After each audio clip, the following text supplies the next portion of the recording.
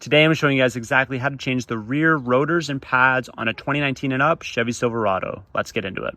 So the first thing you're going to want to do with this entire process is you're going to want to put your truck into brake service mode. I'm going to show you guys exactly how to do that. But the reason you're going to want to do that is because if you don't put it into brake service mode, your piston is not going to be released entirely within the caliper, and you're going to have a heck of a time trying to reduce that pressure, and you can damage the internals in the process. So in order to put your truck into brake service mode, you're going to take your key, you're going to put it into the on position. Everything's going to light up as normal. You're going to put your foot on the brake. You're then going to hold the button down.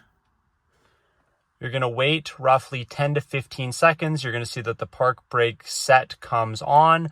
And what we're going to be waiting for is an icon in the top left there that'll have a wrench underneath the parking icon. So once that icon starts to flash, you're going to release the brake and you're going to release it and click the button once more. And you'll see that that continues to flash. I'm not touching anything at this point. I've released everything, but you'll see that the park brake service is now flashing. Once the vehicle is in brake service mode, I'm going to go ahead and chalk the wheels.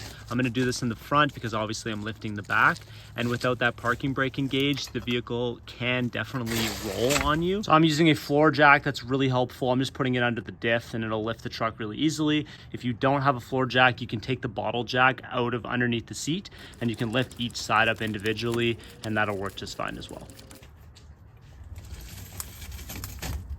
So now they got the lug nuts loose and the wheel jacked up off the ground. I can go ahead and take these off.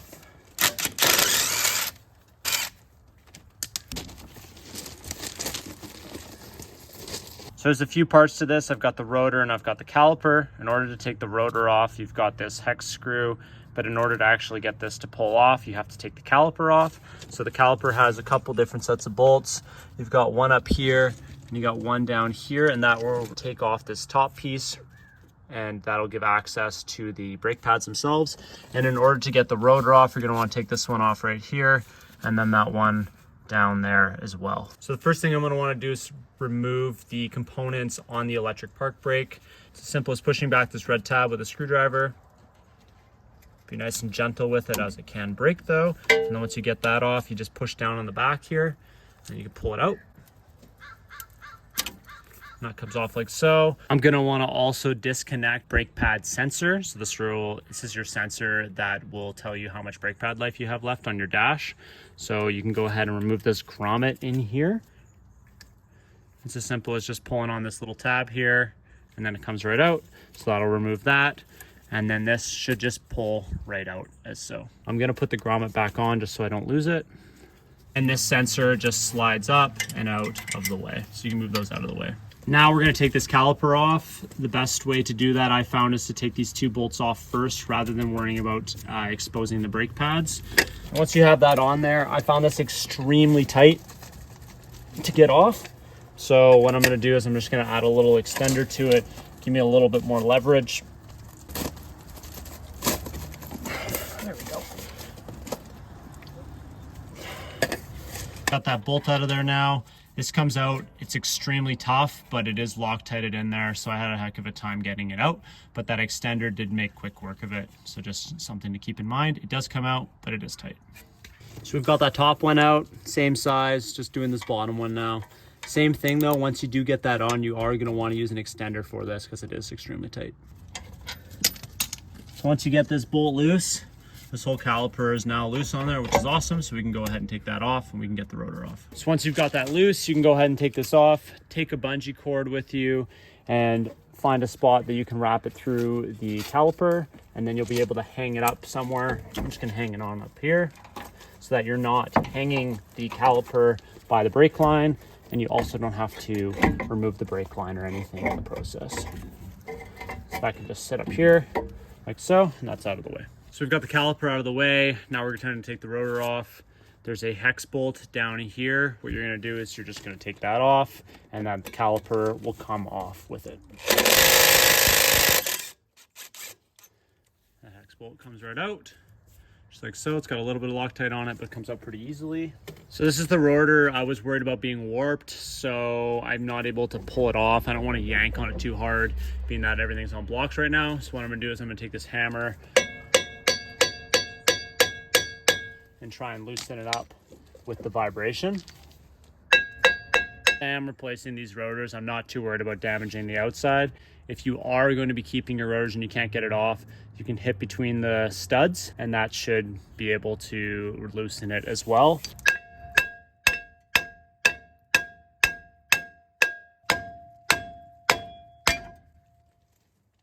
There we go.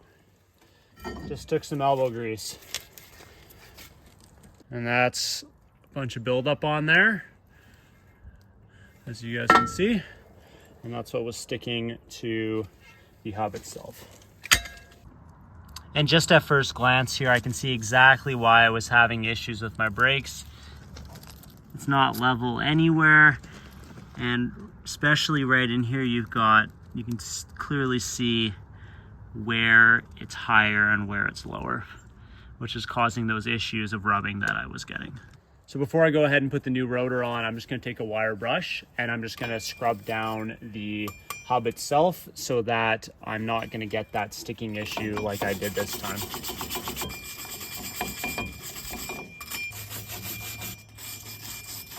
And that's a lot better than it was before. So before I go ahead and put this new rotor on, I'm gonna wanna clean it. I've got some mass airflow sensor, also known as brake cleaner. It's basically the same thing. So the manufacturer puts a rust corrosion protectant on it so that you don't get any rust building up while it's from the factory. So this mass airflow sensor or brake cleaner should help with that and remove that surface. And go ahead and do the backside as well. And now when putting this on, you'll have one hole that's got more of a oval or bevel in it. So that's the one that you're gonna wanna line up with the screw hole for that hex bolt. So make sure that lines up when you put it on. Just like so, and screw that into place.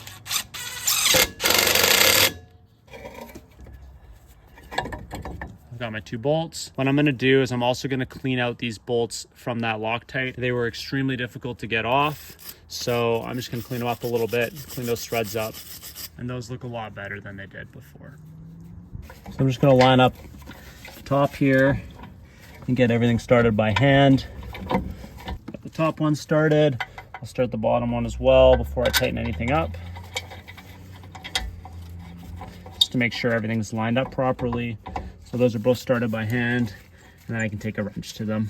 So I have both these bolts back in place now, which is great. So now I'm gonna be taking off these 2 bolts in order to reveal the brake pads underneath. I got both these bolts out, just put them aside, and then this whole piece right here will lift right off the brake pads, revealing them. And what you're gonna wanna do is you're gonna wanna take this and tie it up as well. So keep your bungee cord close and out of the way.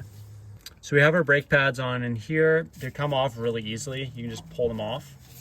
They slide right through these grooves and they pull right out, revealing your brake pad. They do that on both sides. I think that rotor was really warped because if you look at the brake pads, there's nothing left on the back one and there's a bunch left on the front.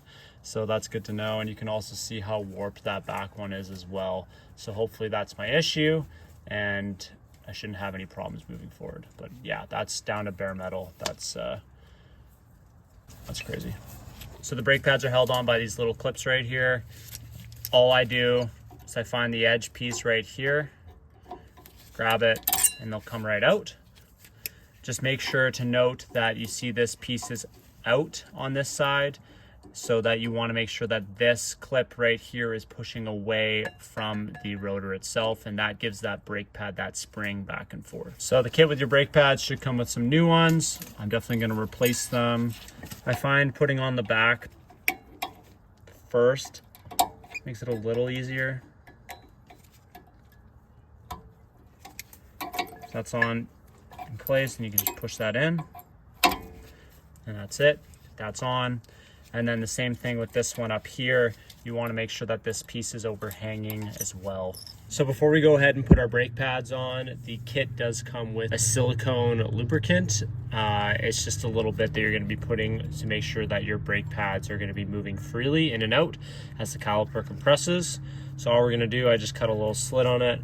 We're just going to put a little dab on there on both top and bottom on this side, and then also putting it on the other side. And once you have that in place, you can go ahead and put your brake pad on.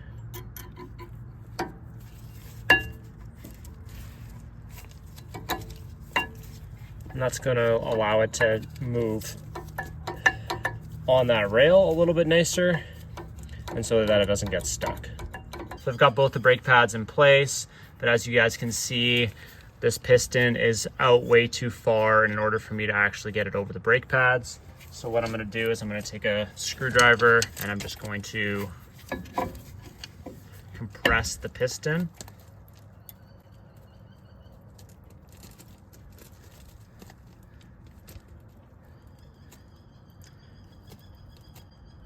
So that piston's now compressed. And in order for me to get this on, the only way I could figure it out is to take this parking brake motor off. It's kind of the only way. I'm sure someone in the comment section is going to tell me I can't remove this, but I've done it before and it seems to work fine with no codes or whatever. So it's just 2 Allen key bolts on either side, one on this side right there, and one right here. So I'm just going to take that off. I can slide the caliper over top of the new brake pads, and then I can put this motor right back on. Now that I have this off, this motor will come right off like so. So now that I have that motor out of the way, I can go ahead and slide this caliper over the brake pads like so, making sure that those line up for the bolts.